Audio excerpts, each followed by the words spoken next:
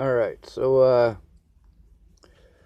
when I went to Virginia, there was a few people that I was arguing with. Um, Not very many. I mean, for the most part, I'd already ditched everybody who was just straight up a dickhead about stuff. I mostly stuck with the people who didn't treat me like shit.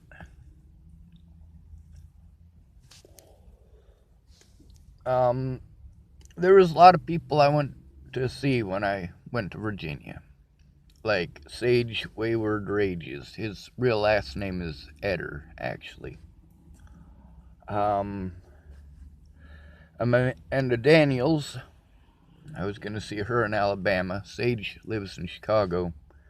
I was going to see Ed Simmons. That's Christine Buhit's ex. Christine can't have her son because she can't stay off the drugs. So her ex has their son because he can stay off the drugs.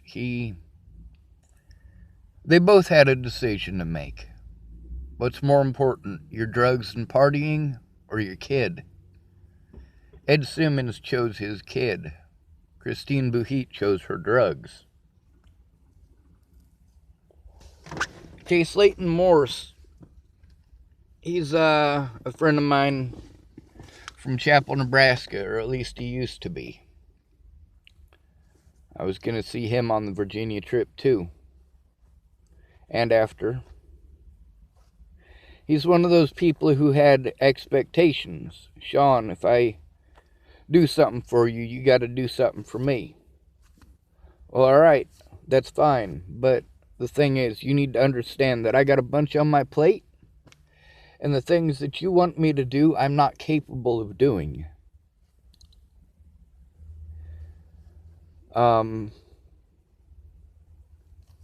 Jamie Curtis knows details about the trip that she should have come forward about. Ed Simmons should have come forward. A lot of people should have come forward. But they didn't. That's because of what I was accused of. It's not just what I was accused of in court, it's also what I was accused of in the streets. The fact that I was vocal about it. And I am very vocal about it. Mahalia Jean-Pierre, as soon as Natalie disappeared, Mahalia blocked me. She unblocked me later. I can still see her messages now. I can send her messages now if I wanted to. But the thing is, when Natalie disappeared, Mahalia was one of the people that I went to Virginia to see in 2016. When Natalie disappeared in 2017, Sage Rages and Mahalia Jean-Pierre and Case Leighton Morse, first thing they did was block me. The first thing they did was unfriend me and run away. Case Morse, he knows Candace Bondurant. He also knows Jamie Curtis. Jamie Curtis did what Natalie should have did. When I said James Payton was a woman beater and a rapist, well, he does like beating on women. But he's not a rapist. Jamie, first of all, should have never told me that James was a rapist if he wasn't a rapist. But second of all, she shouldn't have let James get away with beating on her. That allows him to beat on somebody else next time. That's part of what made me fucking snap right before Natalie died. Is the sheer quantity of predators that you women recycle. 7 women that I know dated the same guy who beat all 7 of them. And out of all 7 of them, you know how many came forward to the police? None. One of those women, her brother called it into the police. And although she's no longer with the asshole that beat her, she also doesn't talk to her brother because he should have minded his own business. Well, with all due respect, she came to her brother's door, knocked on his door with her nose broken and her eyes fucking bloodshot from getting punched in the face, and fucking both of her eyes were black.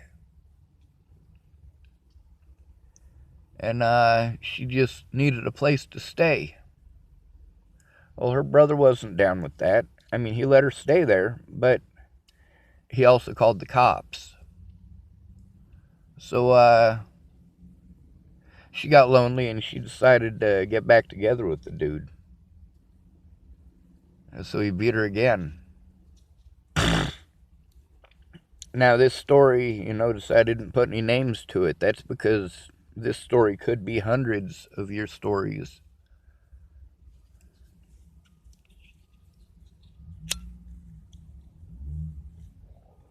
I got on my Facebook in early January of 2017, and I had 5 different people had the same postings, almost word for word the same postings about what's going on in their life. And I made mention about it, and somebody who I hadn't seen theirs got a hold of me, all sorts of pissed off. Why are you spreading my personal business? I wasn't spreading your personal business. I didn't know you were going through it too. There's a lot of people going through it. When I was in the system, they teach you a lot of numbers. That's what most of those classes are that you go to. The sex education class, and the domestic violence class, and the anger management class, and all these other groups that you're in. You learn a lot of statistics. You learn that your dad is the most likely to rape you. My dad wouldn't. My dad's not into little boys. He's not into grown men either.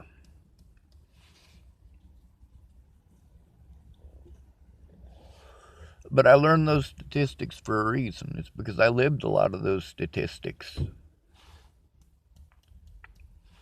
There's a few statistics that I'm glad I'm not a part of. I'm glad I'm not black. Sure, it would be nice to have the help of Black Lives Matters, but also I know what special treatment I get because of the color of my skin.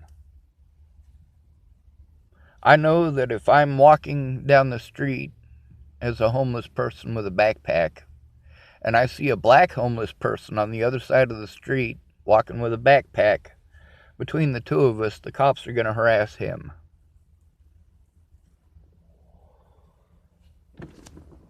You don't have to do something wrong to go to jail. People in houses usually do. Homeless people don't. Just the fact that you exist is illegal by law. The things that I was put through, nobody should have to go through. And I got pissed off and said and typed a lot of really mean shit. And I'm not going to take it back. I won't. If I do something wrong, I'll tell you. If I do something wrong, I'll admit to it. I've admitted to all the wrong shit that I did. All of it. Go through my videos. Sean, you blame everything on everybody else. Nope. Actually, I don't. When I was in Virginia, one of the people I was arguing with was Tyler's racist friend. But I was also arguing with Case Leighton Morris's biker friend, who thought he was some sort of big Billy badass. Now, Case, he's got a wife. He's got a family. He and his wife both work together. They both pay bills. That helps to reduce the overhead cost for each one of them. This is pretty important. Now, when's the last time that I talked to Case Leighton Morse? Before Natalie died. That was the last time that he gave a shit. He wanted me to learn how to operate a crane. sent me a crane book to learn. Me and Miss Peaches talk about that book here on this YouTube channel in one of our conversations. There's a lot of people who should have come forward about things that were happening after Natalie died too that didn't. Like Mandy Hughes. The police refusing to take her report. That's illegal as fuck, and she knows it. I have that, well, with me. That's some of the screenshots that I took. I don't want to release that shit all to the public. I want it to be released to the courts. The problem is, I can't get these people to actually do their jobs. No matter what, there's an excuse why they can't do their jobs. Why they can't investigate any of the assaults against me. Why they can't take a written report from me. Why they keep throwing them away.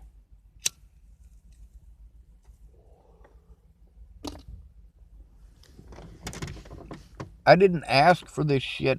People keep saying, you wanted it. No, nobody asks for this fucking shit. And then I have to deal with people's shitty fucking opinions. If I'm fucking bitching your ass out, there's a fucking reason for it. I don't bitch people out for absolutely nothing.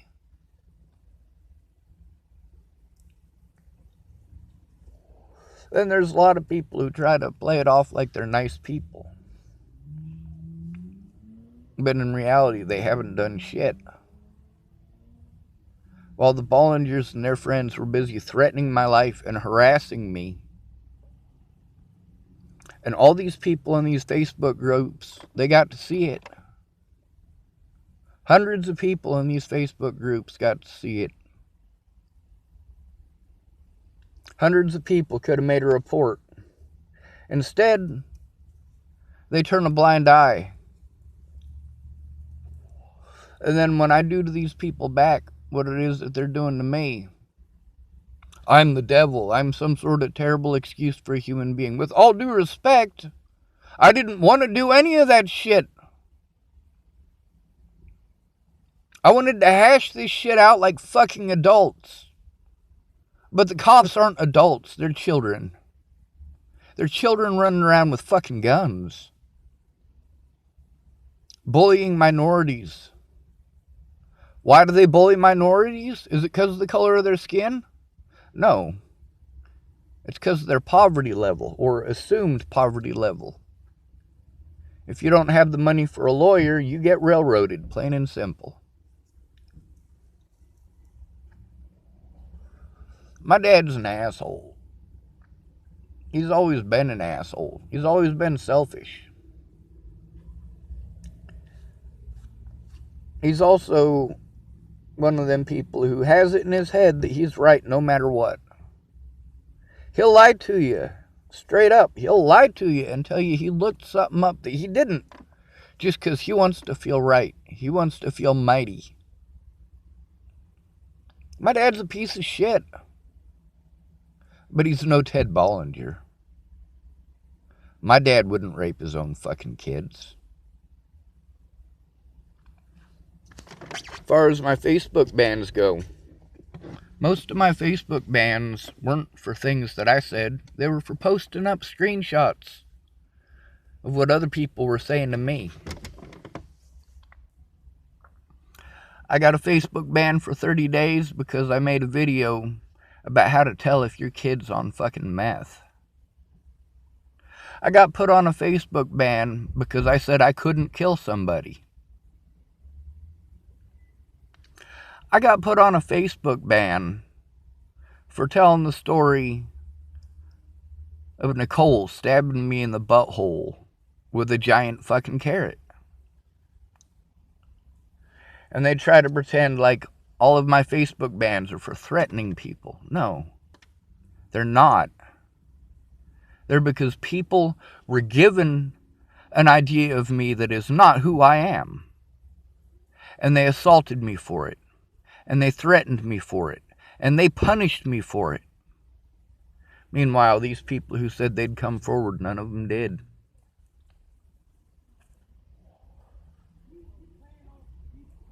At least Miss Peaches tried.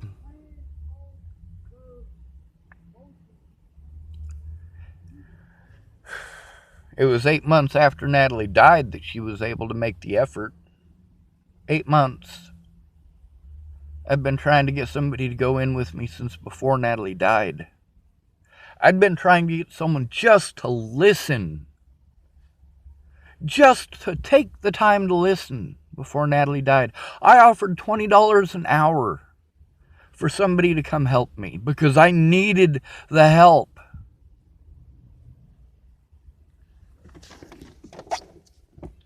And the police did nothing.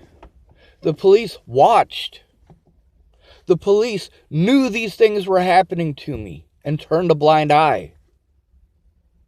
I was assaulted so many times between the 1st of January of last year and the 6th of January last year. And none of the police that I encountered would take my fucking report. Oh, gee.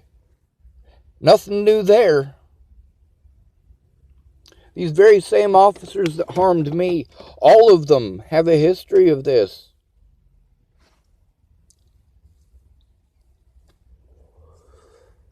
The police literally spent 2.5 years not looking at any evidence, not doing any investigating. The one officer to pretend like he was taking my report was Officer Jared Hahn in Dual County, Nebraska. He did not follow up on any of it. He did zero investigating. Zero.